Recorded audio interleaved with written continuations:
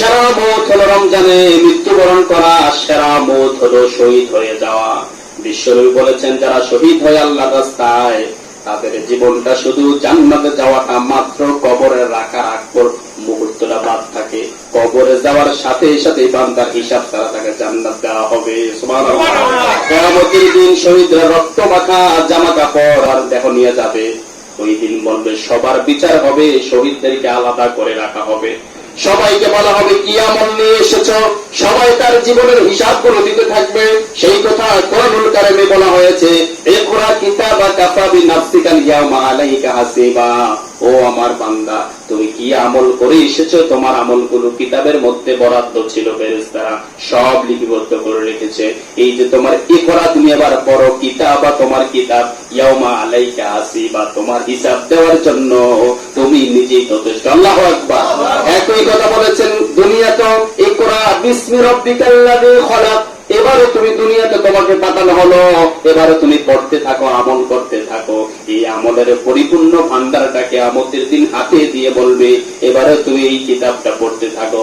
যাদের আমল নামা ভালো ডান দিক থেকে দেওয়া হবে, যাদের আমল নামা খারাপ পিছন দিকে তার বাম হাতটা টেনে হেসড়ে ভেঙে তাদের থেকে পিছন দিকে তার আমলটা দিয়ে দেওয়া হবে।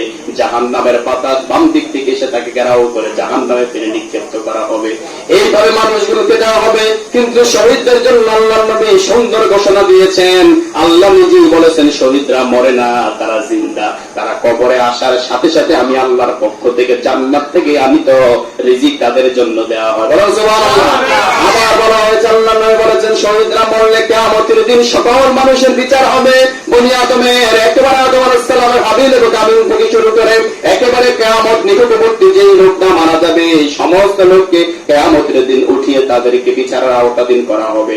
মানুষের বিচার দিতে দিতে, মানুষের হিসাব দিতে দিতে এমন পরিস্থিতি হয়ে যাবে, দেখবেন কিছু কিছু মানুষ কাম করতে করতে ছোট মানুষটা মাত্র ইয়াং মানুষ দাঁড়িয়ে থেকে যায়, মাত্র খাইতে লইতে উঠছে, মাত্র বয়স কম, কিন্তু দেখতে দেয়া যায় 32 বছর, অথচ বয়স হলো মাত্র 18 বছর। আছে না নাই?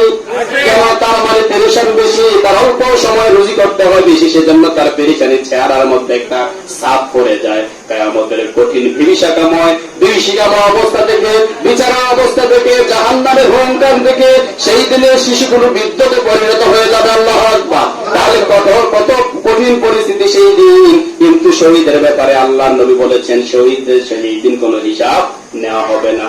শহীদকে বলা হবে, কি আমল করে এসেছো? আল্লাহর হুকুমে শহীদ সেই দিন বলবে, আল্লাহ এই যে আমার জীবন, এই যে আমার হায়াত, যা দিয়েছ আমাকে দুনিয়ার পাঠিয়ে দিয়েছ, কিন্তু ইসলামের জন্য, কোরআনের জন্য, কোরআনের আন্দোলনের জন্য, ইকামতি দ্বীনের জন্য, আল্লাহ তোমার দিন বাস্তবায়ন করার জন্য, তোমার রাসূলের ইজ্জতের জন্য, তোমার হাবিবের মহব্বতের জন্য, কোরআন বিরোধীদের সাথে যত যুদ্ধ হয়েছে সমস্ত যুদ্ধের মধ্যে অংশগ্রহণ করেছি।